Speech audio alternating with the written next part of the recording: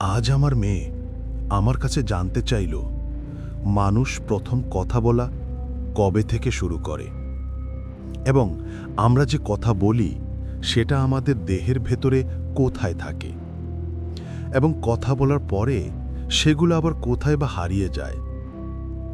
এটা খুব চমৎকার ও গভীর প্রশ্ন। এ প্রশ্নের উত্তর আমরা বৈজ্ঞানিকভাবে খোঁজার চেষ্টা করব, কারণ অবৈজ্ঞানিক তথ্য কখনো গ্রহণযোগ্য নয়। চলো জেনে নেই এ ব্যাপারে বিজ্ঞান কি বলে। সাধারণত আমরা আমাদের দেহের অভ্যন্তরের অঙ্গ প্রত্যঙ্গ সম্পর্কে মোটামুটি অবগত, যে কোন অঙ্গ কোথায় থাকে এবং তার কাজ কি। কিন্তু আমরা যদি একটা মানব দেহের ময়না তদন্ত করি, বা সহজ করে বললে কেটে টুকরো টুকরো করি, কোথাও খুঁজে পাওয়া যাবে না আমাদের বলা একটা কথা বা শব্দ। কি এভাবে কখনো ভাবেননি, তাই তো? আসলেই তো। তাহলে আমরা যে কথা বলি তা কোথা থেকে আসে?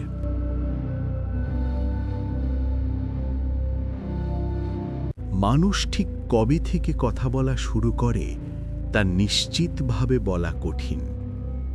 এটি মানব ইতিহাসের গভীরের এক প্রশ্ন, যার কোনো সরাসরি জীবাশ্ম প্রমাণ নেই। তবে বিজ্ঞান বিভিন্ন পরোক্ষ পদ্ধতি, যেমন জিনগত প্রমাণ, প্রত্নতাত্ত্বিক রেকর্ড এবং শারীরবৃত্তীয় বৈশিষ্ট্য বিশ্লেষণের মাধ্যমে ভাষার উৎপত্তি এবং সময়কাল সম্পর্কে বিভিন্ন মতবাদ দিয়েছে।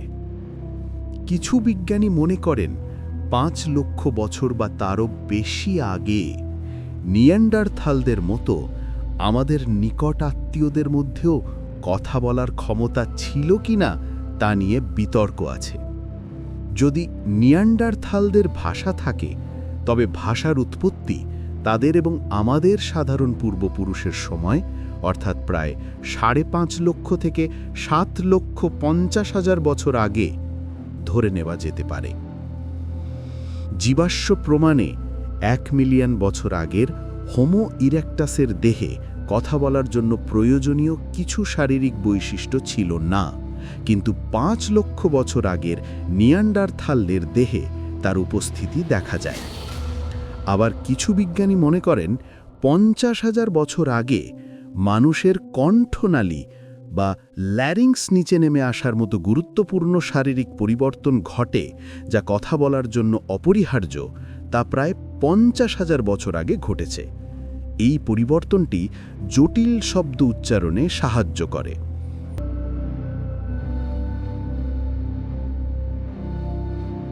নিয়ান্ডারথালদের ইতিহাস এবং জীবনযাপন সম্পর্কে এবার একটু ধারণা নেওয়া যাক।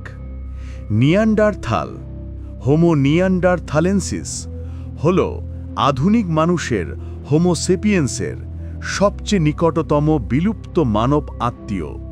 তাদের ইতিহাস প্রায় 4 লক্ষ বছরের পুরনো এবং এক সময় তারা ইউরোপ ও এশিয়া মহাদেশের বিরাট অঞ্চল জুড়ে রাজত্ব করত। নিয়ান্ডারথালদের উৎপত্তি ও সময়কাল। বিষয়, তথ্য, বৈজ্ঞানিক নাম হোমো নিয়ান্ডারথালেন্সিস। উৎপত্তি প্রায় 4 লক্ষ থেকে 5 লক্ষ বছর আগে ইউরোপে প্রাক নিয়ান্ডারথাল বৈশিষ্ট্যের উদ্ভব ঘটে। সময়কাল প্রায় 4 লক্ষ থেকে 40,000 বছর আগে পর্যন্ত তারা পৃথিবীতে প্রভাবশালী ছিল। আবাসস্থল মূলত ইউরোপ, মধ্য ও পশ্চিম এশিয়া, যেমন সাইবেরিয়ার আলতাই পর্বতমালা পর্যন্ত। তারা ইউরোপের প্রথম স্থায়ী মানব প্রজাতি। আবিষ্কার 1856 সালে জার্মানির ডুসেলডর্ফ জেলার নিয়ান্ডার উপত্যকায় নিয়ান্ডার ভ্যালিতে তাদের প্রথম জীবাশ্ম আবিষ্কৃত হয়। এর থেকেই তাদের নামকরণ করা হয়। শারীরিক গঠন, ঠান্ডার আবহাওয়ার সাথে অভিযোজন। নিয়ান্ডারথালদের শারীরিক গঠন ছিল ইউরোপের তুষার যুগের কঠিন ও শীতল আবহাওয়ার সাথে মানানসই। তারা ছিল আধুনিক মানুষের তুলনায় অপেক্ষাকৃত খাটো, গাট্টা গোট্টা বা স্টকি এবং শক্তিশালী পেশিবহুল দেহের অধিকারী। এই ঘন দেহ এবং ছোট অঙ্গ প্রত্যঙ্গ শরীর থেকে তাপের নির্গমন কমিয়ে ঠান্ডা মোকাবেলা করতে সাহায্য করত। পুরুষদের গড় উচ্চতা ছিল প্রায় 164 থেকে 168 সেমি বা 5 ফুট 5 ইঞ্চি এবং ওজন ছিল প্রায় 65 থেকে 84 কেজি। মহিলারা সামান্য খাটো ছিলেন। তাদের মস্তিষ্কের আয়তন ছিল আধুনিক মানুষের চেয়ে প্রায়শই বড়, যা গড়ে প্রায় 1500 সিসি, যা তাদের বিশাল শরীরের সঙ্গে সামঞ্জস্যপূর্ণ ছিল। মাথার খুলি ছিল লম্বা ও নিচু, আধুনিক মানুষের গোলাকার মাথার খুলির মতো নয়। তাদের একটি বৈশিষ্ট্যসূচক ভারী ভ্রু শৈলশিরা বা উঁচু কপাল ছিল।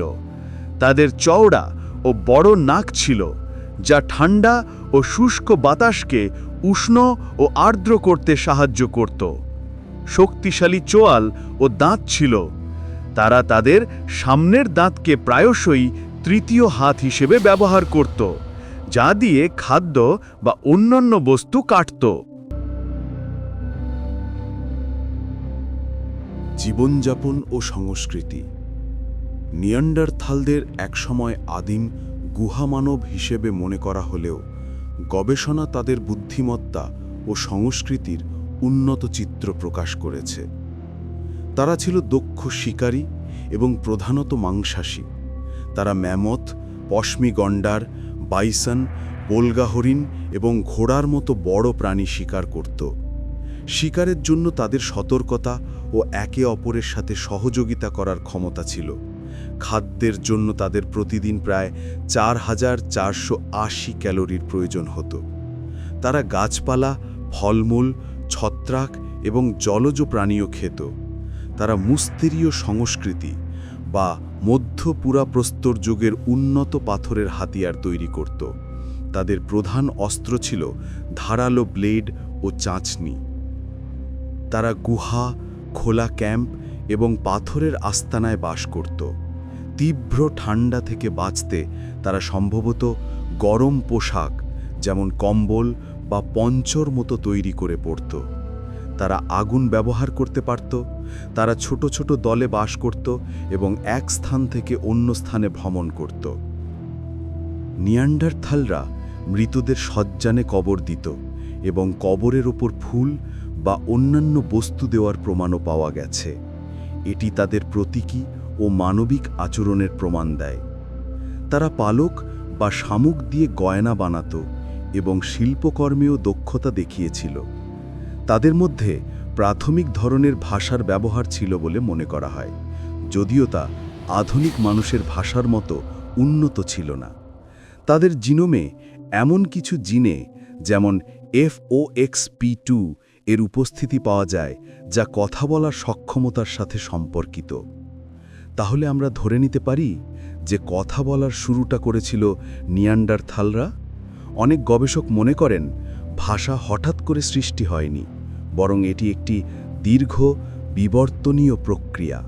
লাখ লাখ বছর আগে থেকে শুরু করে এটি ধীরে ধীরে মানুষের সবথেকে প্রয়োজনীয় শক্তির উৎস হয়ে উঠেছে। মানবজাতির প্রথম ভাষা কী ছিল তা জানা অসম্ভব, কারণ লেখার অভাবে খুব দ্রুত ভাষার পরিবর্তন ঘটে।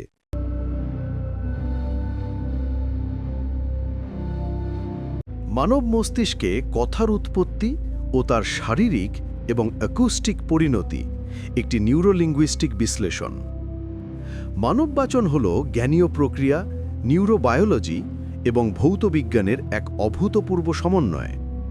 এই প্রতিবেদনটি সচরাচর ব্যবহৃত কথাগুলি মানবদেহের কোথায় অবস্থান করে, অর্থাৎ কিভাবে ধারণা থেকে বাচনে রূপান্তরিত হয় এবং বলার পরে তার ভৌত এবং তথ্যগত পরিণতি কী হয়, সেই বিষয়ে গভীর বিশ্লেষণ প্রদান করে।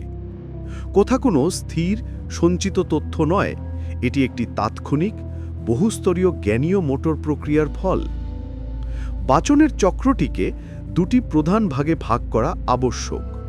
প্রথমত, বাচনের জ্ঞানীয় প্রস্তুতি এবং নিউরাল ভিত্তি, অর্থাৎ কথা কোথায় থাকে, এবং দ্বিতীয়ত বাচনের ভৌত নির্গমন, পরিবেশগত প্রচার এবং শ্রোতার মস্তিষ্কে শব্দার্থের গ্রহণ, অর্থাৎ কথা কোথায় যায়।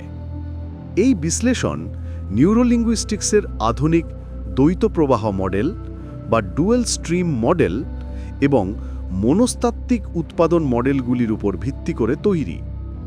কথা বলার আগে তা মানব মস্তিষ্কের একটি বিমূর্ত স্তরীযুক্ত প্রক্রিয়াকরণ কাঠামোর মধ্যে অবস্থান করে। এই কাঠামোটি স্ট্যাটিক ডেটা স্টোরেজ নয়, বরং ধারাবাহিক প্রক্রিয়াকরণের একটি সেট, যা ধারণাগুলিকে সুসংগঠিত ধ্বনিগত আদেশে রূপান্তরিত করে। ডাচ মনোবিজ্ঞানী উইলেম জে.এম. লেভেল্ট প্রদত্ত স্ট্যান্ডার্ড মডেল বাচনের প্রক্রিয়াকে 3টি স্বাধীন কিন্তু ক্রমানুক্রমিক ব্যবস্থার মাধ্যমে ব্যাখ্যা করে: ধারণায়ন, রূপায়ণ এবং উচ্চারণ।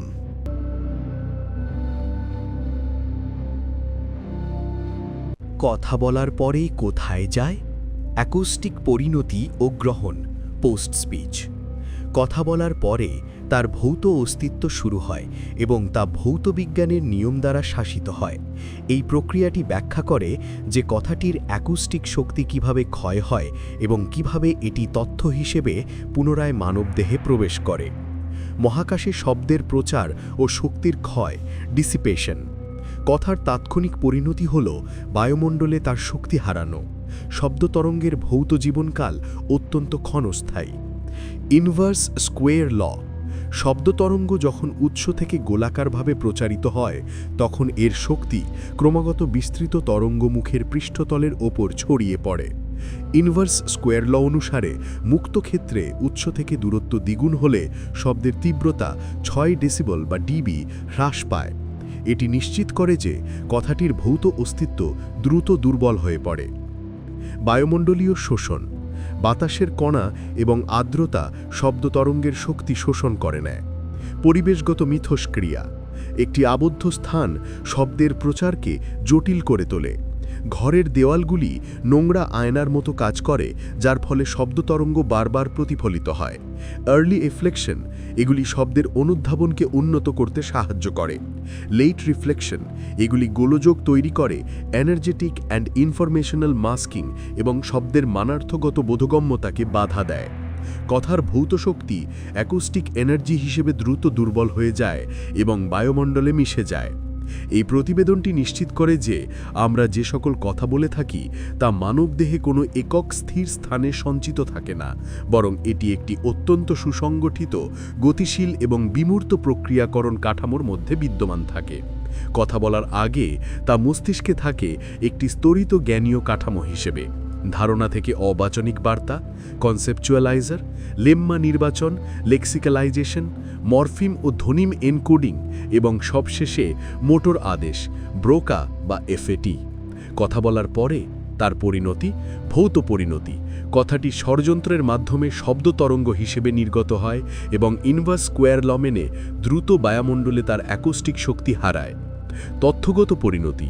এই ভৌত তরঙ্গ শ্রোতার কানে বৈদ্যুতিক স্নায়ু সংকেতে রূপান্তরিত হয়, যা ওয়ার্নিকিজ এরিয়াতে শব্দার্থ হিসেবে ডিকোড হয়।